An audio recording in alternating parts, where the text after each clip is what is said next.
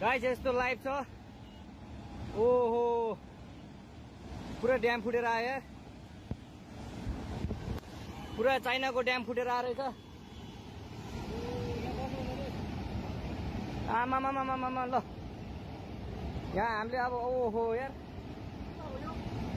At 8:37 a.m. on August 26th, a piece of glacier in Nepal measuring some 2,000 feet wide fell over 5,000 feet, creating a magnitude 5.2 earthquake and a catastrophic flood. This chunk of ice is estimated to have been up to tens of millions of cubic meters of ice, with a mass totaling in the hundreds of millions of tons.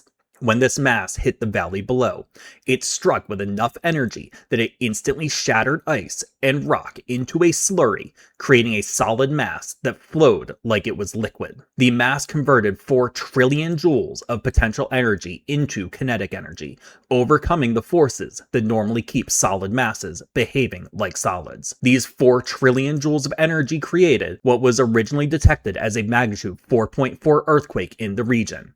This was upgraded to 5.2 on later analysis. Original reporting stated that the earthquake caused the flood. However, subsequent analysis determined that it was the other way around. The kinetic energy that created the flood was so great, it created the earthquake. The steep slopes of the valley made the flood begin accelerating, adding even more energy to the already energetic event. Eventually, the ice melted into water and joined the nearby river.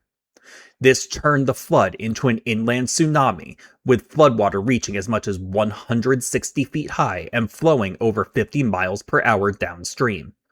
The force of the water was enough to push boulders weighing thousands of tons downstream like they were toys. 430 megawatts of electricity were knocked out. Hundreds of people are currently known to have died, and thousands more are missing.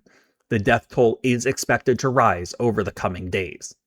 There is speculation that climate change is a contributing factor.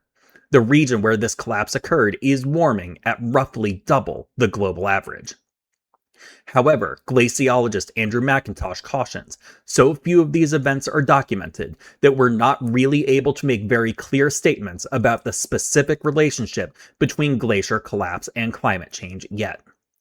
If you want to help the people of Nepal and are able to afford to do so, please donate to Direct Relief. Link below.